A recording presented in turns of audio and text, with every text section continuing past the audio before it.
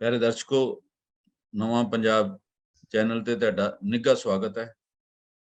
इस अज दे प्रोग्राम विचार चर्चा विच मेरे नाल उगे चिंतक डॉक्टर प्यारा लाल गर्ग हन, जिन्हां दा जिंदगी दा वख-वख मामलिਆਂ ਦੇ विषयां 'ਚ बहुत कुछ ਵੱਡਾ तजर्बा है ते उन्हां नाल गल करांगे कुछ अहम मसलिਆਂ बारे।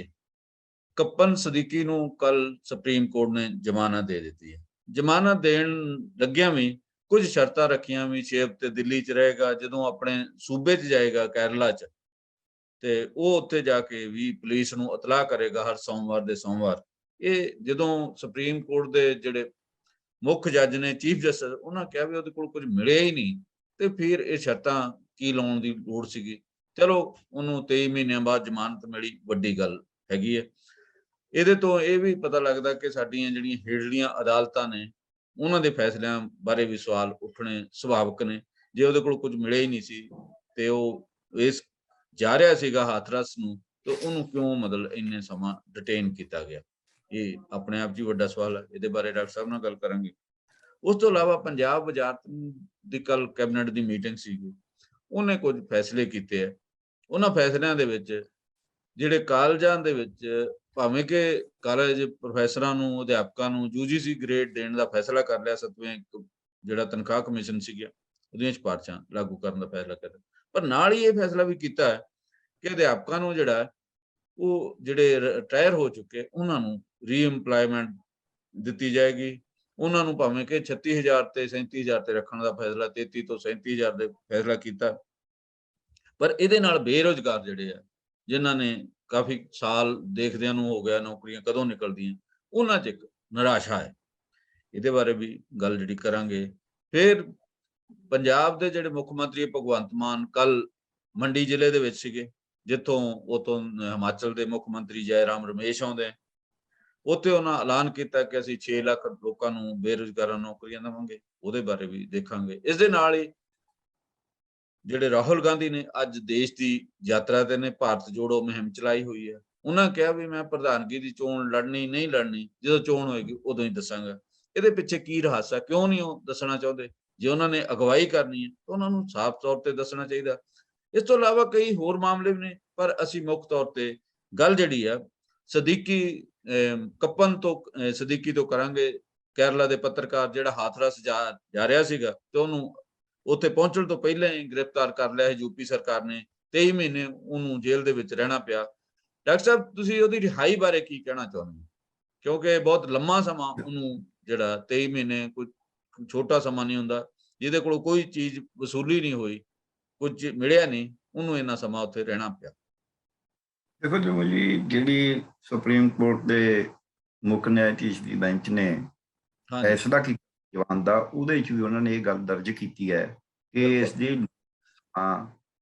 ਬਿਨਾਂ ਕਿਸੇ ਮੁਕੱਦਮੇ ਦੇ ਚਲਾਏ ਜੇਲ੍ਹ ਦੇ ਵਿੱਚ ਰਹਿਣਾ, ਇਹ ਹੀ ਸਾਡੇ ਵਾਸਤੇ ਵੱਡਾ ਮਾਮਲਾ ਹੈ, ਜਿਹਦੇ ਕਰਕੇ ਅਸੀਂ ਇਹਦੀ ਜਵਾਨ ਦੇ, ਅਸੀਂ ਇਸ ਦੇ ਤੱਤਾਂ 'ਚ ਨਹੀਂ ਜਾ ਰਹੇ, ਅਸੀਂ ਇਹਦੀ ਗੁਣਵੱਤਾ 'ਚ ਨਹੀਂ ਜਾ ਰਹੇ, ਅਸੀਂ ਇਹਨੂੰ ਜਾਇਜ਼ ਨਜਾਇਜ਼ ਮੁਕੱਦਮੇ ਨੂੰ ਨਹੀਂ ਠਹਿਰਾ ਰਹੇ। ਅਸੀਂ ਸਿਰਫ ਇਹ ਕਹਿ ਰਹੇ ਹਾਂ ਕਿ ਇਹਨੂੰ ਇੰਨਾ ਚਿਰ ਹੋ ਗਿਆ, ਇਸ ਕਰਕੇ। ਦੂਜੀ ਗੱਲ ਇਹਦੇ ਕੋਲੋਂ ਲੱਭਿਆ ਕੁਛ ਨਹੀਂ ਹੈ। ਮੇਰੇ ਖਿਆਲ ਡਾਕਟਰ ਸਾਹਿਬ ਇੱਕ ਮਿੰਟ, ਇਹੋ ਜਿਹੀ ਟਿੱਪਣੀ ਤੀਸਤਾ ਸੀਤਲਵਾੜ ਦੇ ਕੇਸ ਦੇ ਵਿੱਚ ਵੀ ਸੁਪਰੀਮ ਕੋਰਟ ਨੇ ਕੀਤੀ ਹੈ। ਹੁਣ ਇਹਦੇ ਵਿੱਚ ਜਿਹੜੇ ਇਹਨਾਂ ਕੇਸਾਂ ਨੂੰ ਛੱਡਣ ਦਾ, ਕਿਉਂਕਿ ਜਿਹੜੇ ਸਾਡੇ ਮੁੱਖ ਨਿਆਂਧੀਸ਼ ਨੇ, ਇਹਨਾਂ 'ਤੇ ਬਹੁਤ ਤਰ੍ਹਾਂ ਦੀਆਂ ਟਿੱਪਣੀਆਂ ਆ ਰਹੀਆਂ ਸੀ।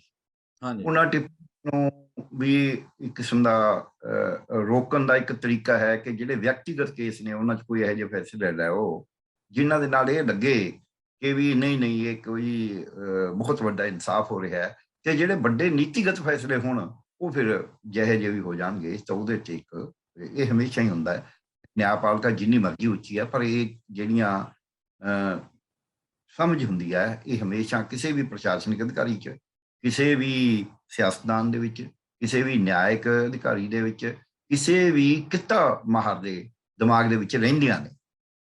ਸੋ ਉਸ ਗੱਲ ਨੂੰ ਅਸੀਂ ਜਦ ਦੇਖਦੇ ਹਾਂ, ਜਿਹੜਾ ਸਦੀਕੀ ਦਾ ਮਾਮਲਾ ਹੈ, ਇੱਕ ਤਾਂ ਉਹ ਦੂਜੀ ਜਿਹੜੀ ਹੈਗੀ ਆ ਘੱਟ ਗਿਣਤੀ ਨਾਲ ਸੰਬੰਧਿਤ ਹੈ ਬੰਦਾ। ਦੂਜੀ ਗੱਲ ਉਹ ਕਿਹਾ ਸੀ ਇੱਕ ਦਲਿਤ ਲੜਕੀ ਦਾ ਰੇਪ ਜਦ ਹੋਇਆ ਹੈ, ਗੈਂਗ ਰੇਪ, ਤੇ ਜਿਹਨੂੰ ਬੁਰੀ ਤਰ੍ਹਾਂ ਮਾਰ ਦਿੱਤਾ, ਨਹੀਂ ਜਾਣ ਦਿੱਤਾ ਗਿਆ, ਤੇ ਕਿਸੇ ਨੂੰ ਵੀ ਉਹਦੇ ਘਰ ਨਹੀਂ ਜਾਂਦਾ। ਈਵਨ ਆ ਪ੍ਰਿਯੰਕਾ ਗਾਂਧੀ ਜਾਣ ਲੱਗੀ ਸੀ, ਉਹਨੂੰ ਵੀ ਅਰੈਸਟ ਕਰਨ ਦੀ ਸੀ। ਸੋ ਉਸ ਵਕਤ ਇੰਨੀ ਵੱਡਾ ਦਹਿਸ਼ਤ ਫੈਲਾਈ ਗਈ ਸੀ ਯੂਪੀ ਦੇ ਵਿੱਚ ਵੀ ਤੁਸੀਂ ਗੈਂਗ, ਔਰ ਜਿਨ੍ਹਾਂ ਨੇ ਗੈਂਗ ਰੇਪ ਕਰੇ ਸੀ ਉਹਨਾਂ ਦੇ ਹਾਰ ਪਾਏ ਜਾ ਰਹੇ ਸੀ, ਉਹੇ ਜੀ ਸੀ ਜਿਵੇਂ ਆ ਜਿਹੜਾ ਹੁਣ ਬਿਨਕਸ ਬਾਨੋ ਵਾਲੇ ਕੇਸ 'ਚ ਹਾਰ ਪਾਏ ਨੇ। ਤਾਂ ਇੱਕ ਗੱਲ ਤਾਂ ਪਤਾ ਲੱਗਦੀ ਹੈ ਵੀ ਦੇਸ਼ ਦੇ ਵਿੱਚ ਭਾਜਪਾ ਜਿਹੜੀ ਹੈ ਉਹ ਇਸ ਗੱਲ ਦੇ ਉੱਤੇ ਤੁਲੀ ਹੋਈ ਹੈ ਵੀ ਜੇ ਤੁਸੀਂ ਘੱਟ ਗਿਣਤੀਆਂ ਦਾ ਜਾਂ ਦਲਿਤਾਂ ਦਾ ਤੁਸੀਂ ਰੇਪ ਕਰਦੇ ਹੋ, ਕਤਲ ਕਰਦੇ ਹੋ, ਗੈਂਗ ਰੇਪ ਕਰਦੇ ਹੋ, ਲੁੱਟਮਾਰ ਕਰਦੇ ਹੋ, ਅੱਗਜਣੀ ਕਰਦੇ ਹੋ, ਤਾਂ ਤੁਸੀਂ ਸਾਡੇ ਯੋਧੇ ਹੋ। ਤੇ ਇਹੋ ਜਿਹੇ ਯੋਧੇ ਖੱਟੜ ਸਾਹਿਬ ਨੇ ਵੀ ਕਿਹਾ ਸੀ ਕਿ ਜੇ ਯੋਧੇ ਹੋਣਗੇ ਜੇ ਤੁਸੀਂ ਜਾ ਕੇ ਕਿਸਾਨਾਂ ਦੇ ਭੇਸ, ਜਾਣੀ ਕਿ ਭੇਸ ਬਦਲ ਕੇ ਵੀ ਜਾਓ, ਇਹ ਵੀ ਉਹ ਅਲਾਨੀਆਂ ਕਹਿੰਦੇ ਨੇ ਵੀ ਤੁਸੀਂ ਕਿਸਾਨਾਂ ਦੇ ਭੇਸ ਜਾਓ ਤੇ ਉਹਨਾਂ ਨੂੰ ਕੁੱਟ ਦਿਓ, ਸਿਰ ਪਾੜ ਦਿਓ ਉਹਨਾਂ ਦੇ। ਜੇ ਤੁਸੀਂ ਵੈਸੇ ਤਾਂ ਅਸੀਂ ਤੁਹਾਨੂੰ ਕੁਝ ਹੋਣ ਨਹੀਂ ਦਿੰਦੇ, ਪਰ ਜੇ 2-4 ਮਹੀਨੇ ਜੇਲ੍ਹ 'ਚ ਰਹਿ ਵੀ ਰਹੇ ਤਾਂ ਲੀਡਰ ਬਣ ਜਾਓਗੇ। ਸੋ ਭਾਜਪਾ ਦਾ ਕਰੈਕਟਰ ਇਹਦੇ 'ਚੋਂ ਸਾਰਾ ਸਾਹਮਣੇ ਆ ਜਾਂਦਾ। ਉਹਨਾਂ ਦੇ ਜੰਮੂ ਕਸ਼ਮੀਰ ਬਾਰੇ ਵੀ ਕੋਈ ਟਿੱਪਣੀ ਕੀਤੀ ਸੀ ਖੱਟੜ ਸਾਹਿਬ ਨੇ ਤਾਂ। ਹਾਂ, ਉੱਥੇ ਵੀ ਉਹਨੇ ਕਿਹਾ ਸੀ ਔਰਤ ਦੀ ਐਡੀ ਵੱਡੀ ਬੇਇੱਜ਼ਤੀ ਕਰਨਾ ਕਿ ਉੱਥੋਂ ਦੀਆਂ ਸੋਹਣੀਆਂ ਕੁੜੀਆਂ ਨਾਲ ਸਾਡੇ ਛੋਰੇ ਵਿਆਹ ਕਰਾ ਲੈਣਗੇ, ਤੇ ਆਪਣੇ ਆਪ ਇੱਕ ਮੁੱਖ ਮੰਤਰੀ, ਵੈਸੇ ਉਹਨੂੰ ਮੁੱਖ ਮੰਤਰੀ ਰਹਿਣ ਦਾ ਹੱਕ ਹੀ ਨਹੀਂ ਸੀ ਜਦ ਇਹ ਟਿੱਪਣੀ ਤੋਂ ਬਾਅਦ, ਪਰ ਕਿਸੇ ਨੇ ਨਹੀਂ ਕੁਝ ਕਿਹਾ। ਔਰ ਭਾਜਪਾ ਨੇ ਤਾਂ ਕਹਿਣੀ ਕੀ ਹੈ, ਉਹਨੂੰ ਤਾਂ ਕੋਈ ਇਸ ਗੱਲ ਦੇ ਵਿੱਚ ਸ਼ਰਮ ਹੈ ਹੀ ਨਹੀਂ। ਉਹ ਤਾਂ ਜਿਹੜਾ ਐਲਾਨੀਆਂ ਕਹਿੰਦੇ ਨੇ ਉਹਨੂੰ ਤਾਂ ਤੁਸੀਂ ਕੁਝ ਕਹਿ ਵੀ ਨਹੀਂ ਨਾ ਸਕਦੇ ਜਿੰਨਾ ਚਿਰ ਕੋਈ ਦਾਇਰ ਨਾ ਹੋਵੇ ਬਰਾਬਰ ਦੀ। ਸੋ ਇਹਦੇ ਵਿੱਚ ਜਿਹੜੀ ਵੱਡੀ ਗੱਲ ਇਸ ਰਿਹਾਈ ਦੇ ਵਿੱਚ ਯਾਨੀ ਕਿ ਜਵਾਨ ਦੇ ਵਿੱਚ ਹੈ, ਸ਼ਰਤਾਂ ਬੇਸ਼ੱਕ ਲਾਈਆਂ ਨੇ, ਆਮ ਤੌਰ ਤੇ ਇਹੋ ਜਿਹੀਆਂ ਸ਼ਰਤਾਂ ਲਾਈਆਂ ਵੀ ਜਾਂਦੀਆਂ ਨੇ ਕਿਉਂਕਿ ਦੂਜੀ ਧਿਰ ਨੂੰ ਵੀ ਸੁਣਨਾ ਹੁੰਦਾ। ਮੈਨੂੰ ਕੋਈ ਇਹਨਾਂ ਸ਼ਰਤਾਂ ਦੇ ਉੱਤੇ ਗੱਲ ਉਸ ਤਰ੍ਹਾਂ ਦੀ ਨਹੀਂ ਲੱਗਦੀ ਵੀ ਇਹ ਕਿਉਂ ਲਾਤੀਆਂ, ਬਹੁਤ ਵਾਰੀ ਸ਼ਰਤਾਂ ਅਦਾਲਤਾਂ ਲਾਉਂਦੀਆਂ ਨੇ। ਠੀਕ। ਵੱਡਾ ਦੁਖਾਂਤ ਇਹ ਹੈ ਕਿ ਕੀ ਕਿਸੇ ਪੱਤਰਕਾਰ ਨੂੰ ਕੋਈ ਇਨਸੀਡੈਂਸ ਨੂੰ ਰਿਪੋਰਟ ਕਰਨ ਦਾ ਕੋਈ ਅਧਿਕਾਰ ਨਹੀਂ ਹੈ? ਕੀ ਉਹ ਜਿਹੜੀ ਚੀਜ਼ ਨੂੰ ਲੁਕੋਇਆ ਜਾ ਰਿਹਾ ਹੈ, ਚਾਹੇ ਪ੍ਰਸ਼ਾਸਨ ਵੱਲੋਂ, ਚਾਹੇ ਸਿਆਸਤ ਵੱਲੋਂ, ਚਾਹੇ ਕਿਸੇ ਹੋਰ ਵੱਲੋਂ, ਚਾਹੇ ਦੋਸ਼ੀ ਵੱਲੋਂ, ਉਹਨੂੰ ਨੰਗਾ ਕਰਨ ਦਾ ਕੋਈ ਅਧਿਕਾਰ ਨਹੀਂ ਹੈ? ਉਹਦੇ ਉੱਤੇ ਤੁਸੀਂ ਇਹ ਕਹਿ ਕੇ, ਕਿਉਂਕਿ ਉਹ ਮਾਈਨੋਰਟੀ ਕਮਿਊਨਿਟੀ ਦਾ, ਇਸ ਕਰਕੇ ਤੁਸੀਂ ਕਹਤਾ ਵੀ ਈਡੀ ਦਾ ਤੁਸੀਂ ਪਰਚਾ ਦਰਜ ਕਰਤਾ ਵੀ ਇਹ ਤਾਂ ਇਹ ਪੈਸਾ ਵਰਤ ਕੇ ਤੇ ਇੱਥੇ ਅਸ਼ਾਂਤੀ ਫੈਲਾਉਣਾ ਚਾਹੁੰਦਾ। ਕੋਈ ਵੀ ਪੱਤਰਕਾਰ, ਕੋਈ ਵੀ ਬੁੱਧੀਜੀਵੀ, ਕੋਈ ਵੀ ਗਰੁੱਪ ਤਾਂ ਕੋਈ ਪੱਤਰਕਾਰ ਪੈਸਾ ਵੀ ਕਿੰਨਾ 40-45 ਹਜ਼ਾਰ। ਹਾਂ, ਸੋ ਇਹ ਜਿਹੜਾ ਹੈਗਾ ਜਿਵੇਂ ਉਹ ਆਪਣੇ ਜਿਹੜੇ ਠੀਕਰੀ ਵਾਲਾ ਸੇਵਾ ਸਿੰਘ ਠੀਕਰੀ ਵਾਲੇ ਕੇਸ ਬਣਾਇਆ ਸੀ ਗੜਵੀ ਚੋਰੀ ਦਾ, ਇਸ ਦੀਆਂ ਇੱਕ ਪੰਜਾਬ ਸਰਕਾਰ, ਪਿਛਲੀ ਸਰਕਾਰ ਨੇ ਬਣਾਇਆ ਸੀ ਕਿ ਇਸ ਸਰਕਾਰ ਨੇ ਕਿ 5 ਕਿਲੋ ਰੇਤਾ ਚੋਰੀ ਕਰਿਆ, ਉਸਨੇ ਆਪਦੀ ਮਿੱਟੀ ਚੋਰੀ ਕਰੀ, ਆਪਦੀ ਜ਼ਮੀਨ ਚੋਂ ਪੱਟ ਕੇ ਲੈ ਕੇ ਗਿਆ। ਮਤਲਬ ਮੈਨੂੰ ਸੱਚੀ ਮੁੱਚੀ ਹਾਸਾ ਆਉਂਦਾ ਸੀ ਜਦ ਅਸੀਂ ਪਿੰਡਾਂ 'ਚ ਉਹ ਟਿੱਬਿਆਂ ਤੋਂ ਰੇਤ ਜਾਂ ਢੇਗਾਂ ਤੋਂ ਮਿੱਟੀ ਪੱਟ ਕੇ ਲਿਆ ਕੇ ਘਰਾਂ ਦੀ ਲਪਾਈ ਕਰਦੇ ਸੀ। ਫਿਰ ਤਾਂ ਸਾਰੀ ਜੇਲ੍ਹਾਂ 'ਚ ਹੋਣੇ ਚਾਹੀਦੇ ਸੀ ਇਹਨਾਂ ਦੇ ਹਿਸਾਬ ਨਾਲ, ਤਾਂ ਕੇਸ ਚਾਹੀਦੇ ਸੀ। ਇਹੋ ਜਿਹਾ ਇੱਕ ਬਠਿੰਡੇ ਦਾ ਮਾਮਲਾ ਵੀ ਚੱਲ ਰਿਹਾ ਜਿੱਥੇ ਕਿਸੇ ਕਿਸਾਨ ਨੇ ਆਪਣੇ ਖੇਤ 'ਚੋਂ ਜ਼ਮੀਨ ਪੱਧਰੀ ਕਰ ਰਿਹਾ ਸੀ ਤੇ ਉਹ ਐਮਐਲਏ ਨਾਲ ਉਹਦੇ ਸਿੰਘ ਫਸੇ ਹੋਏ ਅੱਜ ਕੱਲ। ਹਾਂ, ਸੋ ਇਹਨਾਂ ਚੀਜ਼ਾਂ ਦੇ ਉੱਤੇ ਜਦ ਅਸੀਂ ਇੰਨੀ ਹੋਛੇਪਨ ਤੇ ਆ ਗਏ, ਅਸੀਂ ਜੀਵਨ ਦੇ ਹਰ ਕੋਨੇ 'ਚ ਝਾਕਣਾ ਸ਼ੁਰੂ ਕਰਤਾ, ਇਹ ਆਪਣੇ ਆਪ 'ਚ ਹੀ ਬਹੁਤ ਮਾੜਾ ਹੈ। ਪਰ ਸਭ ਤੋਂ ਵੱਡੀ ਮਾੜੀ ਗੱਲ ਜਿਹੜੀ ਇਹ ਹੈ ਕਿ ਹੁਣ ਨਿਆਇਕ ਅਦਾਲਤਾਂ ਦੇ ਵਿੱਚ ਲੋਕਾਂ ਦਾ ਬਹੁਤ ਔਖਾ ਹੋਇਆ ਹੈ, ਉਹਨਾਂ ਨੂੰ ਫੈਸਲਾ ਲੈਣਾ ਮਹਿੰਗਾ ਵੀ ਹੈ, ਸਮਾਂ ਵੀ ਲੱਗਦਾ ਹੈ ਤੇ ਕਈ ਵਾਰੀ ਫਿਰ ਨਿਰਾਸ਼ਾ ਵੀ ਮਿਲਦੀ।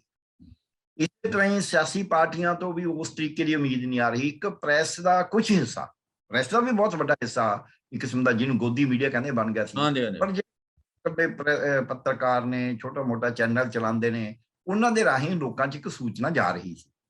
ਜਦ ਤੁਸੀਂ ਉਸ ਸੂਚਨਾ ਨੂੰ ਵੀ ਇਸ ਤਰੀਕੇ ਨਾਲ ਬੰਦ ਕਰੋਗੇ, ਉਹਦਾ ਗਲਾ ਘੁੱਟ ਦੋਗੇ, ਤਾਂ ਤੁਸੀਂ ਕਿਹੜਾ ਪ੍ਰਜਾਤੰਤਰ ਚਲਾ ਰਹੇ ਹੋ? ਤੁਸੀਂ ਸੱਚੀ ਮੁੱਚੀ, ਵੈਸੇ ਤਾਂ ਐਲਾਨੀਆਂ ਕਹਿੰਦੇ ਨੇ ਵੀ ਅਸੀਂ ਤਾਂ ਹਿੰਦੂ ਰਾਸ਼ਟਰ ਬਣਾ ਰਹੇ ਹਾਂ, ਕਿ ਉਹਦੇ 'ਚ ਹਿੰਦੂ ਕਿਹੜਾ ਸੁਖੀ ਹੋਣੇ ਨੇ? ਇਹ ਦਲਿਤਾਂ ਨੂੰ ਹਿੰਦੂ ਹੀ ਕਹਿੰਦੇ ਨੇ, ਤੇ ਫਿਰ ਜਿਹੜੀ ਦਲਿਤ ਕੁੜੀ ਦਾ ਰੇਪ ਹੋਇਆ ਸੀ ਉਹ ਹਿੰਦੂ ਕੁੜੀ ਦਾ ਹੀ ਰੇਪ ਸੀਗਾ, ਤੇ ਜਿਨ੍ਹਾਂ ਨੇ ਰੇਪ ਕਰਿਆ ਸੀ ਉਹ ਵੀ ਹਿੰਦੂ ਹੀ ਸੀਗੇ, ਤੇ ਜਿਨ੍ਹਾਂ ਦੇ ਗਲਾਂ 'ਚ ਹਾਰ ਪਾਏ ਉਹ ਵੀ ਹਿੰਦੂ ਹੀ ਸੀਗੇ।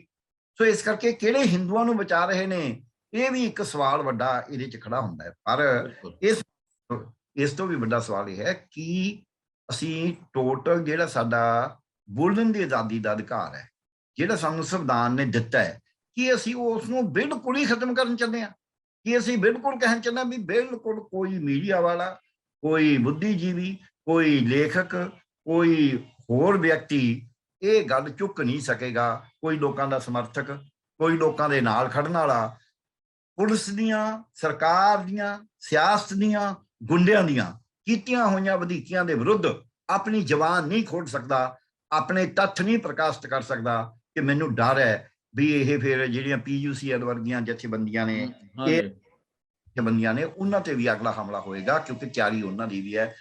ਗੁਰੂ ਗ੍ਰੰਥ ਸਾਹਿਬ ਦੇ ਵਿੱਚ ਲਿਖਿਆ ਹੈ, ਪੜੋਸੀ ਕੇ ਜੋ ਹੁਆ ਤੋ ਆਪਣੇ ਵੀ ਜਾਣ। ਜੋ ਇਹ ਪੱਤਰਕਾਰਾਂ ਨਾਲ ਕਰ ਰਹੇ ਨੇ, ਮੈਨੂੰ ਲੱਗਦਾ ਜਿਹੜੀਆਂ ਜਮਹੂਰੀ ਹੱਕਾਂ ਦੀ ਰਾਖੀ ਲਈ ਜਥੇਬੰਦੀਆਂ ਨੇ, ਮਨੁੱਖੀ ਹੱਕਾਂ ਦੇ ਅਧਿਕਾਰਾਂ ਲਈ ਜਥੇਬੰਦੀਆਂ, ਹਾਲਾਂਕਿ ਇੱਥੇ ਪੰਜਾਬ 'ਚ ਤਾਂ ਆਪਾਂ ਨੂੰ ਪਤਾ ਹੀ ਹੈ ਖਾਲੜਾ ਸਾਹਿਬ ਨਾਲ ਜੋ ਹੋਇਆ ਸੀ, ਕਿਵੇਂ ਉਹਨਾਂ ਦਾ ਮਤਲਬ ਕਤਲ ਕਰ ਦਿੱਤਾ ਗਿਆ ਸੀ। ਉਹ ਜਿਹੜੀਆਂ ਜਥੇਬੰਦੀਆਂ ਨੇ, ਉਹਨਾਂ ਨੂੰ ਵੀ ਇਸ ਦੇ ਉੱਤੇ ਕਾਫੀ ਸੋਚ ਵਿਚਾਰ ਕਰਨੀ ਪਏਗੀ। ਈਵਨ ਜਸਟਿਸ ਇਹ ਅਜੀਤ ਸਿੰਘ ਬੈਂਸ ਜਿਹੜੇ ਹਾਈ ਕੋਰਟ ਦੇ, ਉਹਨਾਂ ਨੂੰ ਵੀ ਹੱਥਕੜੀ ਲਾਈ ਗਈ ਸੀ 17 ਸੈਕਟਰ 'ਚ। ਸੋ ਇਸ ਤੋਂ ਪਤਾ ਲੱਗਦਾ ਹੈ ਵੀ ਭਾਵੇਂ ਪਹਿਲਾਂ ਵੀ ਸਟੇਟ ਬਹੁਤ ਜ਼ਿਆਦਤੀਆਂ ਕਰਦੀ ਸੀ, ਪਰ ਹੁਣ ਮੈਨੂੰ ਲੱਗਦਾ ਵੀ ਸਟੇਟ ਕੋਈ ਬਹੁਤ ਹੀ ਜ਼ਿਆਦਾ ਹੱਦ ਤੱਕ ਨਿਰਾਸ਼ ਹੋ ਗਈ ਆਪਦੇ ਕੰਮਾਂ ਚੋਂ, ਤੇ ਉਹ ਇੰਨੀ ਡਰ ਗਈ ਕਿ ਜੇ ਕੋਈ ਜਰਾ ਵੀ ਪੱਤਾ ਫੜਦਾ ਹੈ, ਉਹਨੂੰ ਲੱਗਦਾ ਪਤਾ ਨਹੀਂ ਕਿਉਂ ਬੰਬ ਨਾ ਚੱਲ ਗਿਆ ਹੋਵੇ, ਤੇ ਉਹ ਨਾਲ ਦੀ ਨਾਲ ਪੱਤਾ ਫੜਕੇ ਤੋਂ ਹੀ, ਜੇ ਕੋਈ ਜਾਨਵਰ ਘਾਹ ਦੇ ਵਿੱਚੋਂ ਦੀ ਭੱਜਿਆ ਜਾਂਦਾ ਹੋਵੇ, ਉਹਨੂੰ ਲੱਗਦਾ ਕਿਸੇ ਬੰਦੇ ਨੇ ਬੰਬ ਚਲਾਤਾ, ਕਿਸੇ ਅੱਤਵਾਦੀ ਨੇ ਬੰਬ ਚਲਾਤਾ, ਕੋਈ ਅੱਤਵਾਦੀ ਆ ਗਿਆ। ਸੋ ਇੰਨੀ ਡਰੀ ਹੋਈ ਸਰਕਾਰ ਜਿਹੜੀ ਹੁੰਦੀ ਹੈ, ਇਹ ਬਹੁਤਾ ਦੇਰ ਜਿਹੜੀ ਹੈ ਲੋਕਾਂ ਦਾ ਕੰਮ ਜਾਂ ਰਾਸ਼ਟਰ ਨਿਰਮਾਣ ਦਾ ਕੰਮ ਨਹੀਂ ਕਰ ਸਕਦੀ। ਇਹਦੇ ਉੱਤੇ ਚਿੰਤਾ ਦਾ ਵਿਸ਼ਾ, ਇਹ ਤੇ ਸਾਨੂੰ ਸੋਚਣਾ ਵਾ। ਡਾਕਟਰ ਸਾਹਿਬ, ਇਸ ਤੋਂ ਅੱਗੇ ਵਧਦੇ ਆ, ਜਿਹੜਾ ਕਾਂਗਰਸ ਦੇ ਮੰਨੇ ਦਾ ਸਰਵੇ ਸਰਵਾ ਜਾਂਦੇ ਰਾਹੁਲ ਗਾਂਧੀ, ਉਹਨਾਂ ਨੇ ਕੱਲ ਕਈ ਖੁੱਲ ਕੇ ਕਿਹਾ ਵੀ ਮੈਂ ਜਿਹੜਾ ਆਪਣੀ ਪ੍ਰਧਾਨਗੀ ਬਾਰੇ ਜਦੋਂ ਚੋਣ ਆਏਗੀ ਉਦੋਂ ਉਸ ਵੇਲੇ ਹੀ ਦੱਸਾਂਗਾ, ਜਾਂ ਉਹ ਚੋਣ ਹੋਣ ਤੋਂ ਬਾਅਦ ਦੱਸਾਂਗਾ। ਕੀ ਤੁਹਾਨੂੰ ਲੱਗਦਾ ਕਿ ਕਿਉਂ ਆਪਣੇ ਪੱਤੇ ਕਿਉਂ ਨਹੀਂ ਖੋਲ ਰਹੇ? ਉਹਨਾਂ ਨੇ ਜੇ ਪ੍ਰਧਾਨ ਬਣਨਾ, ਜੇ ਉਹਨਾਂ ਨੇ ਦੇਸ਼ ਦੀ ਅਗਵਾਈ ਕਰਨੀ ਹੈ, ਆਪਣੀ ਪਾਰਟੀ ਦੀ ਅਗਵਾਈ ਕਰਨੀ, ਦੇਸ਼ ਦੀ ਅਗਵਾਈ ਤਾਂ ਬਾਅਦ ਦੀ ਗੱਲ ਹੈ, ਉਹ ਕਿਉਂ ਇਸ ਤਰੀਕੇ ਦਾ ਤੌਰ ਤਰੀਕਾ ਅਪਣਾ ਰਹੇ? ਦੇਖੋ, ਦੋ ਗੱਲਾਂ ਨੇ ਇਹਦੇ ਵਿੱਚ। ਜਿਸ ਤਰ੍ਹਾਂ ਦੀ ਹਾਲਾਤ ਚੱਲ ਰਹੀ ਹੈ ਦੇਸ਼ ਦੇ ਵਿੱਚ, ਜਿਸ ਤਰ੍ਹਾਂ ਰਾਹੁਲ ਗਾਂਧੀ ਦੇ ਪ੍ਰਚਾਰ ਹੋ ਰਿਹਾ ਹੈ, ਉਸ ਤਰ੍ਹਾਂ ਉਹਨੂੰ ਆਪਦੇ ਪੱਤੇ ਮੇਰੇ ਖਿਆਲ ਹੈ ਲੋਕਾਂ ਨੂੰ ਦਿਖਾਉਣੇ ਵੀ ਨਹੀਂ ਚਾਹੀਦੇ ਵੀ ਮੈਂ ਕੀ ਕਰਨਾ ਕੀ ਨਹੀਂ ਕਰਨਾ। ਇੱਕ ਪਾਸਾ ਤਾਂ ਇਹ ਹੈ, ਤੇ ਇਹ ਮੈਨੂੰ ਲੱਗਦਾ ਵੀ ਸਿਆਣਪ ਵੀ ਹੈ ਵੀ ਐਵੇਂ ਹੁਣੀ ਰੌਲਾ ਪਾਉਣਾ ਸ਼ੁਰੂ ਕਰ ਦੋ, ਕੋਈ ਕੁਝ ਕਹੂ, ਕੁਝ ਕਹੂ, ਕੋਈ ਕੁਝ ਕਹੂ। ਟੁੱਟ ਭੱਜ ਪਹਿਲਾਂ ਹੀ ਕਾਂਗਰਸ ਚ ਬਥੇਰੀ ਹੋਈ ਹੈ। ਪਰ ਦੂਜਾ ਇਹਦਾ ਇਹ ਵੀ ਹੋ ਸਕਦਾ ਹੈ ਵੀ ਇੱਕ ਕੂਟਨੀਤਕ ਵੀ ਹੋ ਸਕਦੀ ਹੈ, ਵੀ ਮੈਂ ਅੰਦਾਜ਼ਾ ਤਾਂ ਲਾਵਾਂ ਵੀ ਲੋਕ ਮੇਰੇ ਨਾਲ ਕਿੰਨੇ ਖੜੇ ਹੋਣਗੇ, ਕਿੰਨੇ ਕੁ ਨਹੀਂ ਹੋਣਗੇ।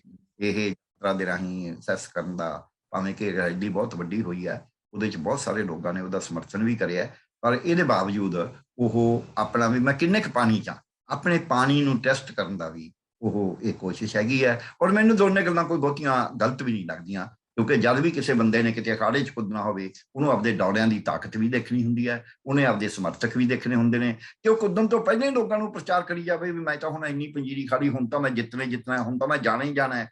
ਉਹ ਕਈ ਵਾਰੀ ਨਾ ਪੱਖੀ ਵੀ ਹੋ ਜਾਂਦਾ ਹੈ। ਸੋ ਇਹ ਮੈਨੂੰ ਲੱਗਦਾ ਵੀ ਸਿਆਸੀ ਤੌਰ ਦੇ ਉੱਤੇ ਕੋਈ ਐਡੀ ਵੱਡੀ ਗੱਲ ਨਹੀਂ ਹੈ ਕਿ ਜਿਹੜਾ ਉਹਨਾਂ ਨੇ, ਰਾਹੁਲ ਗਾਂਧੀ ਨੇ ਇਹ ਕਿਹਾ ਕਿ ਮੈਂ ਮੌਕੇ ਤੇ ਦੱਸੂਗਾ ਕਿ ਮੈਂ ਚੋਣ ਲੜਨੀ ਵੀ ਹੈ ਕਿ ਨਹੀਂ। ਪਰ ਗੱਲ ਇਹ ਵੀ ਜਿਹੜੇ ਉਹ ਮੁੱਦੇ ਹਟਾ ਰਹੇ, ਉਹਨਾਂ ਦੀ ਥਾਂ ਤੇ ਬੀਜੇਪੀ ਚਰਚਾ ਕਰ ਰਹੀ ਉਹਨਾਂ ਦੀ ਟੀ-ਸ਼ਰਟ ਦੇ ਉੱਪਰ ਵੀ ਇਹ ਟੀ-ਸ਼ਰਟ 40,000 ਦੀ, 41,000 ਦੀ, ਇੰਨੇ ਹਜ਼ਾਰ ਦੀ। ਪਰ ਉਧਰ ਦੂਜੇ ਪਾਸੇ ਕਾਂਗਰਸੀ ਪ੍ਰਧਾਨ ਮੰਤਰੀ ਦੇ ਜਿਹੜਾ ਸੂਟ ਆ ਉਹਨੂੰ ਲੈ ਕੇ ਚਰਚਾ ਕਰ ਰਹੇ, ਜਹਾਜ਼ ਨੂੰ ਲੈ ਕੇ ਚਰਚਾ ਕਰ ਰਹੇ। ਮਤਲਬ ਜਿਹੜੇ ਬੁਨਿਆਦੀ ਇਸ਼ੂ ਆ ਉਹਨਾਂ ਦੇ ਉੱਪਰ ਗੱਲ ਨਹੀਂ ਹੋ ਰਹੀ।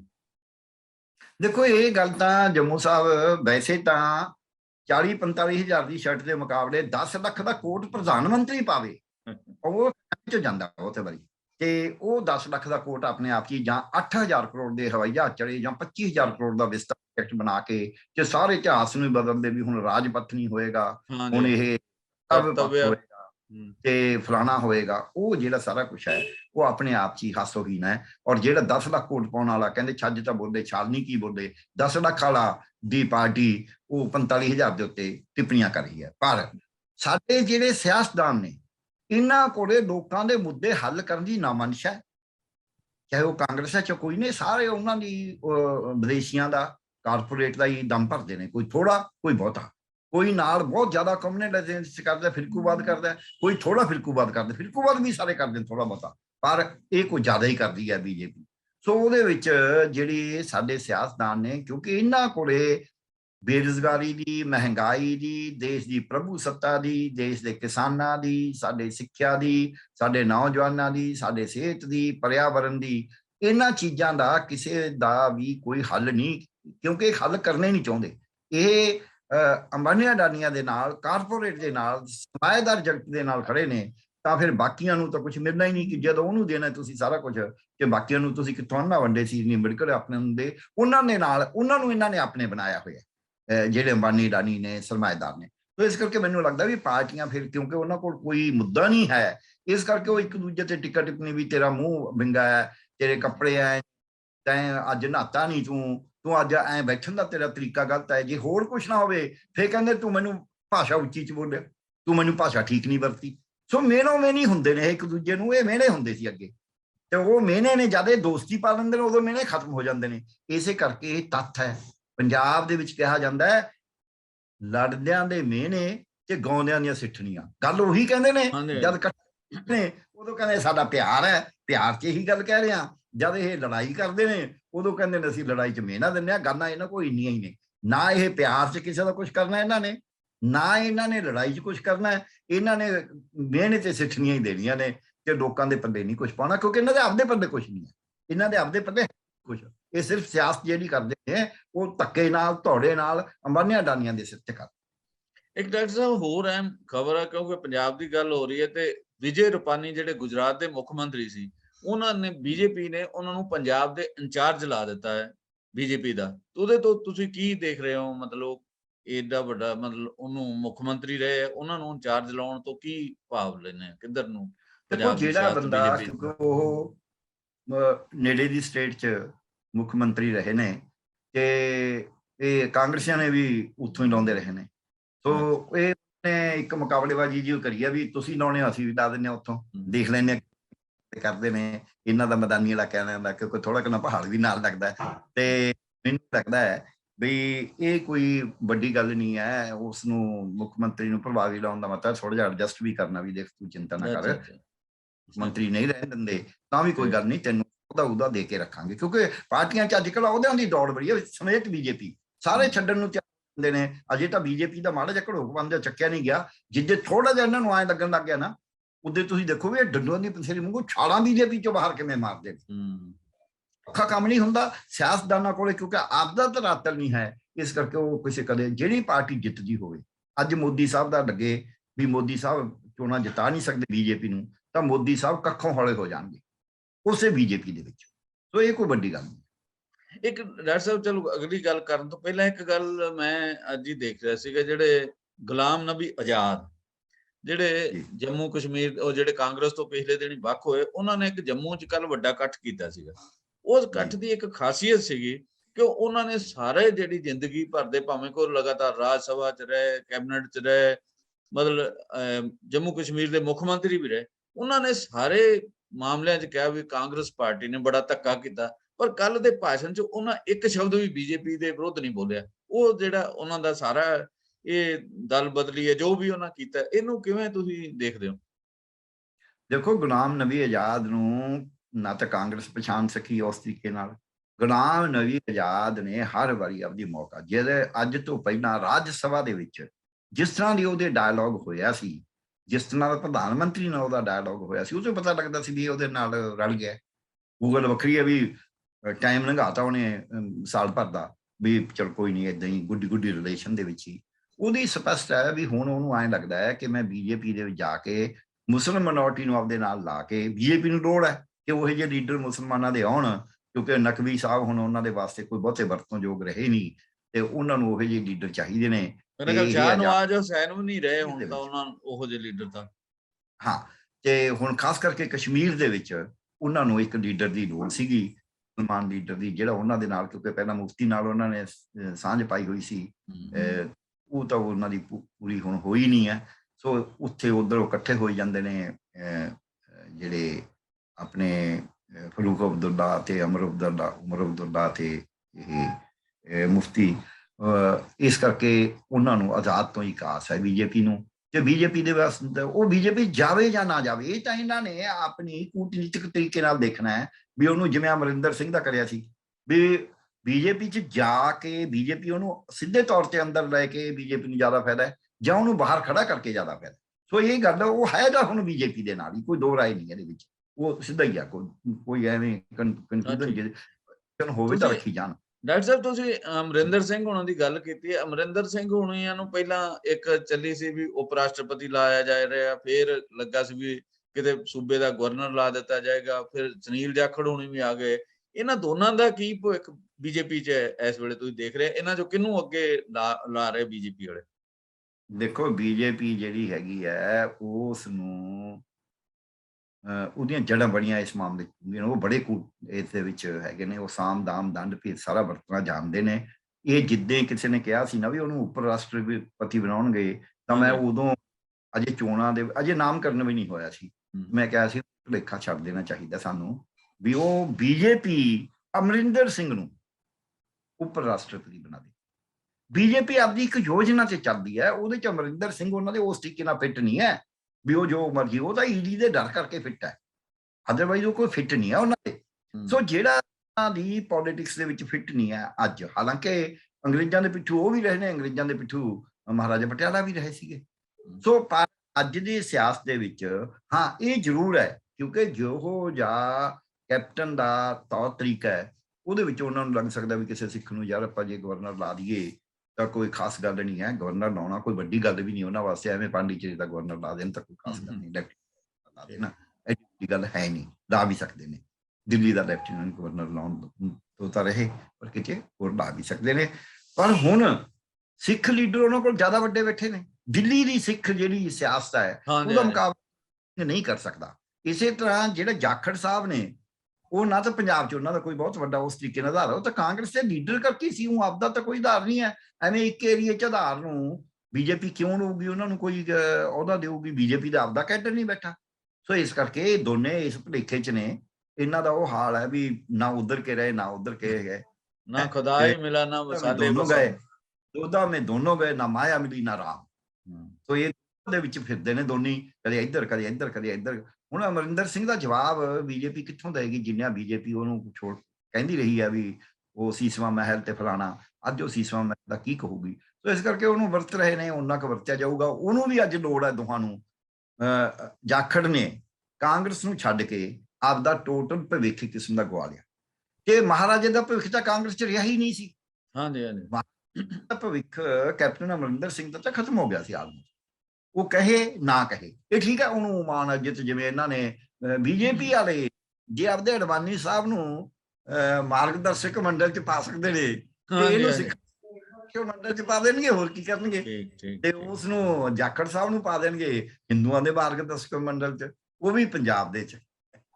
ਨਹੀਂ ਹੈ, ਲੇਖਾ ਨਹੀਂ ਕਰਨਾ ਚਾਹੀਦਾ। ਸੋ ਡਾਕਟਰ ਸਾਹਿਬ, ਕੱਲ ਪੰਜਾਬ ਵਜ਼ਾਰਤ ਦੀ ਮੀਟਿੰਗ ਸੀਗੀ। ਵਜ਼ਾਰਤ ਨੇ ਕਈ ਫੈਸਲੇ ਕੀਤੇ। ਉਹਨਾਂ 'ਚ ਇੱਕ ਫੈਸਲਾ ਇਹ ਸੀਗਾ ਵੀ UGC ਦੇ ਸਕੇਲ ਦੇਣ ਦੇ ਮੋਹਰ ਤਾਂ ਭਾਵੇਂ 5 ਤਰੀਕ ਨੂੰ ਲਾ ਦਿੱਤੀ ਸੀ, ਐਲਾਨ ਕਰ ਦਿੱਤਾ ਸੀ, ਪਰ ਮੋਹਰ ਪੱਕੀ ਜਿਹੜੀ ਕੱਲ ਲਾਈ ਗਈ, ਵਜ਼ਾਰਤ ਨੇ ਮੋਹਰ ਲਾਤੀ ਵੀ 7ਵਾਂ ਤਨਖਾਹ ਸਕੇਲ ਵੀ ਦੇਵਾਂਗੇ ਤੇ ਉਸ ਤੋਂ ਇਲਾਵਾ ਜਿਹੜੇ ਆ ਇਸ ਵੇਲੇ ਪੋਸਟਾਂ ਭਰੀਆਂ ਨਹੀਂ ਜਾ ਸਕਦੀਆਂ, ਇਹਦੇ ਲਈ ਅਸੀਂ ਰਿਟਾਇਰਡ ਜਿਹੜੇ ਪ੍ਰੋਫੈਸਰ ਨੇ ਉਹਨਾਂ ਨੂੰ ਲਾਵਾਂਗੇ।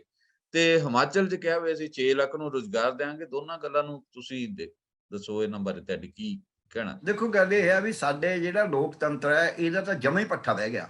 ਕੱਲਾ ਲੋਕਤੰਤਰ ਦੇ ਪੱਠਾ ਨਹੀਂ ਬਹਿ ਗਿਆ, ਸਾਡੇ ਜਿਹੜਾ ਕਾਰਜਕਾਰੀ ਤੰਤਰ ਹੈ, ਜਾਣੀ ਕਿ ਕੰਮ ਚਲਾਉਣ ਵਾਸਤੇ ਕਾਰਜਕਾਰਨੀ ਜਿਹੜੀ ਕੈਬਨਿਟ ਹੁੰਦੀ ਹੈ, ਇਹ ਲੋਕਤੰਤਰ ਦਾ ਹਿੱਸਾ ਨਹੀਂ। ਇਹ ਕੈਬਨਿਟ ਜਿਹੜੀ ਹੈ ਇਹ ਕਾਰਜਕਾਰਨੀ ਦਾ ਹਿੱਸਾ ਹੈ, ਸਭ ਤੋਂ ਉੱਚੀ ਕਾਰਜ।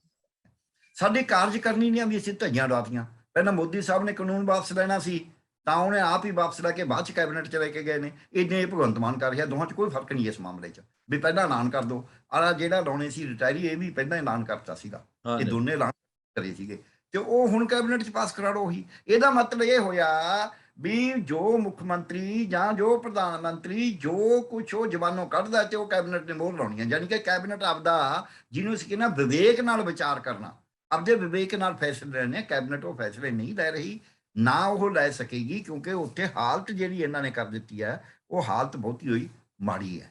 ਸੋ ਇਸ ਕਰਕੇ ਮੈਨੂੰ ਐਂ ਲੱਗਦਾ ਵੀ ਸਾਨੂੰ ਇਹਨਾਂ ਗੱਲਾਂ ਦੇ ਉੱਤੇ ਧਿਆਨ ਇਸ ਪਾਸੇ ਜਾਣ ਦੀ ਬਜਾਏ, ਬਾਕੀ ਇਹਨਾਂ ਨੂੰ ਜਿਹੜਾ ਹੈਗਾ ਰਿਟਾਇਰੀਆਂ ਨੂੰ ਲਾਉਣਾ, ਇਹ ਵੀ ਕੇਂਦਰ ਵੀ ਇਹੀ ਕਰਦਾ, ਵਰਲਡ ਬੈਂਕ ਵੀ ਇਹੀ ਕਹਿੰਦੀ ਆ ਵੀ ਜਿਨ੍ਹਾਂ ਦੇ ਗੋਡਿਆਂ 'ਚ ਪਾਣੀ ਪਿਆ, ਨੌਜਵਾਨਾਂ ਨੂੰ ਤੁਸੀਂ ਨੌਕਰੀ ਨਾ ਦਿਓ, ਉਹ ਨਸ਼ਿਆਂ ਜਾਣ, ਉਹ ਬਾਹਰ ਜਾਣ, ਉਹ ਗੁੰਡੇ ਬਦਮਾਸ਼ ਬਣਨ। ਇਹਨਾਂ ਦੀ ਲੋੜ ਹੈ ਸਾਰਿਆਂ ਦੀ।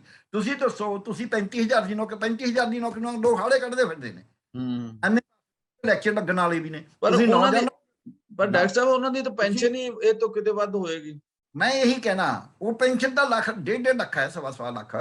ਤੁਸੀਂ 35,000 ਦੀ ਨੌਕਰੀ ਜਿਹੜੇ ਬੇਰੁਜ਼ਗਾਰ ਨੌਜਵਾਨ ਬੈਠੇ ਨੇ ਉਹਨਾਂ ਨੂੰ ਦਿਓ, ਨਾਲ ਤਾਂ ਉਹ ਪੜ੍ਹਾਉਣ ਦਾ ਤਜਰਬਾ ਹੋ ਜੂ ਉਹਨਾਂ ਨੂੰ, ਨਾਲੇ ਕੁਛ ਤਾਂ ਕਰਨਗੇ, ਨਾਲੇ ਉਹਨਾਂ ਦੇ ਘਰੇ ਰੋਟੀ ਪੱਕੂ, ਨਾਲੇ ਚੋਂ ਟੈਕਸ ਜ਼ਿਆਦਾ। ਉਹਨਾਂ ਕੋਲ ਤਾਂ ਪਹਿਲਾਂ ਹੀ ਜਿਹੜੇ ਰਿਟਾਇਰ ਹੋ ਗਏ, ਉਹਨਾਂ ਦੇ ਕੋਠੀਆਂ ਕਾਠੀਆਂ ਪਾ ਰੱਖੀਆਂ ਨੇ, ਜਵਾਕ ਬਾਹਰ ਸੈਟਲ ਨੇ, ਉਹਨਾਂ ਦਾ ਪੈਸਾ ਤਾਂ ਬੈਂਕਾਂ 'ਚ ਹੀ ਪਿਆ ਰਹਿਣਾ, ਉਹਨਾਂ ਦਾ ਪੈਸਾ ਖਰਚ ਵੀ ਨਹੀਂ ਹੋਣਾ ਉਸ ਤਰੀਕੇ ਨਾਲ। ਸੋ ਉਹ ਤੋਂ ਤੁਹਾਨੂੰ ਟੈਕਸ ਦੀ ਆਮਦਨ ਵੀ ਨਹੀਂ ਹੋਣੀ। ਇਹ ਬਿਲਕੁਲ ਹੀ ਉਲਟੀ ਗੰਗਾ ਪਹੋਏ ਨੂੰ ਹੈ, ਉਲਟੇ ਬਾਂਸ ਬਰੇਡੀ ਨੂੰ ਹੈ। ਇਹ ਬਿਲਕੁਲ ਜਦ ਰਾਜੇ ਸੀ ਮੁਕੱਦਮ ਕੁੱਤੇ ਵਾਲੀ ਸਟੇਟ ਆ ਗਈ ਹੈ ਵੀ ਇਹਨਾਂ ਨੂੰ ਪਤਾ ਹੀ ਨਹੀਂ ਵੀ ਕਰਨਾ ਕੀ ਹੈ, ਜੋ ਮਰਜ਼ੀ ਕਰੀ ਜਾਓ।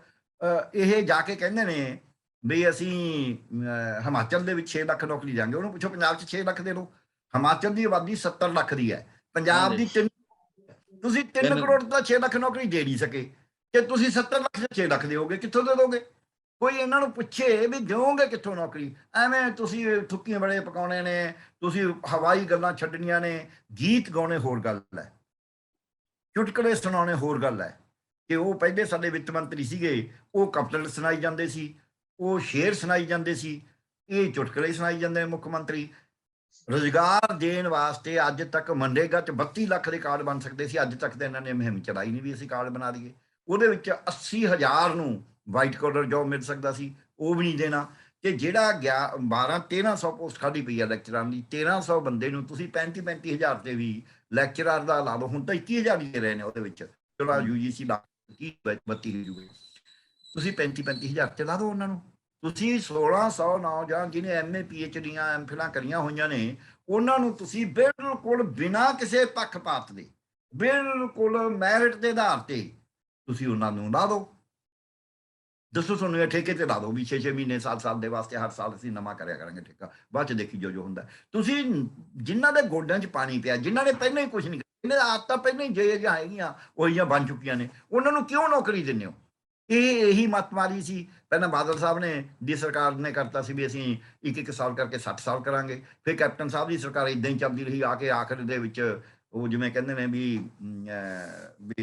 900 ਚੂਹਾ ਖਾ ਕੇ ਬਿੱਲੀ ਹੱਜ ਨੂੰ ਚੱਲੀ ਵਾਲੀ ਗੱਲ ਹੋਈ, ਤੇ ਆ ਕੇ ਆਖਰ ਦੇ ਵਿੱਚ ਕਹਿਤਾ ਵੀ ਚੰਗਾ ਹੁਣ ਅਸੀਂ ਐਕਸਟੈਂਸ਼ਨ ਨਹੀਂ ਦਿਆਂਗੇ। ਉਹ ਤੁਸੀਂ ਜਿਹਨੂੰ ਐਕਸਟੈਂਸ਼ਨ ਦਿੰਦੇ ਸੀ ਉਹਨੂੰ ਤੁਸੀਂ 2 ਗੁਣਾ ਤਨਖਾਹ ਦੇ ਰਹੇ ਹੋ। ਨਵੇਂ ਬੰਦੇ 3 ਰੱਖ ਕੇ ਉਹਦੀ ਥਾਂ ਤੇ 1000 ਕਰੋੜ ਬਚਦਾ ਸੀ, ਉਹ ਨਹੀਂ ਬਚਾਇਆ। ਸੋ ਜਦ ਤੁਸੀਂ ਨਵੇਂ ਨੌਕਰੀ ਨਹੀਂ ਦੇਣੀ, ਹੁਣ ਕਹਿੰਦੇ ਅਸੀਂ ਠੇਕੇ ਤੇ ਲਾਵਾਂਗੇ, ਇਹ ਗਲਤ ਹੈ, ਬਿਲਕੁਲ ਨਜਾਇਜ਼ ਹੈ। ਇਹ ਸੂਬੇ ਦੀਆਂ ਦਿੱਤੀਆਂ ਸ਼ਕਤੀਆਂ ਦੀ ਦੁਰਵਰਤੋਂ ਹੈ, ਇਹ ਨਾਲ ਧਰੋਹ ਹੈ, ਇਹ ਸੂਬੇ ਨਾਲ ਧਰੋਹ ਹੈ। ਇਹਨਾਂ ਨੂੰ ਇਸ ਤੋਂ ਬਾਅਦ ਆਉਣਾ ਚਾਹੀਦਾ। ਇੱਕ ਵਾਰੀ ਇਹ ਰਾਜੇ ਹਮੇਸ਼ਾ ਨਹੀਂ ਰਹਿੰਦੇ, ਤਾਕਤਾਂ ਹਮੇਸ਼ਾ ਨਹੀਂ ਰਹਿੰਦੀਆਂ, ਤੇ ਕੋਈ ਪਤਾ ਨਹੀਂ ਹੁੰਦਾ ਕਦ ਤਖਤ ਹਿੱਲ ਜਾਂਦੇ ਨੇ ਤੇ ਤਖਤੇ ਤਾਜ ਗਿਰਦੇ ਆਏ ਨੇ ਤੇ ਗਿਰ ਜਾਂਦੇ ਹੁੰਦੇ ਨੇ। ਜਿੰਨਾ ਚਿਰ ਤੁਸੀਂ ਤਖਤ ਉਦੋਂ ਹੋਸ਼ 'ਚ ਰਹੋ, ਤੇ ਜਦ ਗਿਰ ਜਾਓ ਉਦੋਂ ਤੁਸੀਂ ਰੋਸ ਨਾ ਕਰੋ, ਉਦੋਂ ਫਿਰ ਦੁਬਾਰਾ ਉੱਥੇ ਬੈਠਣ ਦੇ ਵਾਸਤੇ ਆਪਦਾ ਹੌਸਲਾ ਰੱਖੋ, ਉਦੋਂ ਹੌਸਲਾ ਢਾਹੋ ਨਾ, ਕਿ ਇੱਥੇ ਬੈਠ ਕੇ ਉਦੋਂ ਹੰਕਾਰ ਨਾ ਕਰੋ ਤਾਕਤ ਦੇ ਵਿੱਚ ਆ ਕੇ। ਇਹ ਮੈਨੂੰ ਲੱਗਦਾ ਭੁੱਲ ਜਾਂਦੇ ਨੇ, ਸੋ ਇਸ ਕਰਕੇ ਸਾਰਾ ਕੁਝ ਕਰ ਰਹੇ ਨੇ। ਸੋ ਡਾਕਟਰ ਸਾਹਿਬ ਤੁਹਾਡਾ ਬਹੁਤ ਬਹੁਤ ਸ਼ੁਕਰੀਆ, ਇੱਥੇ ਅਸੀਂ ਲੈਣੇ ਆਗਿਆ, ਧੰਨਵਾਦ।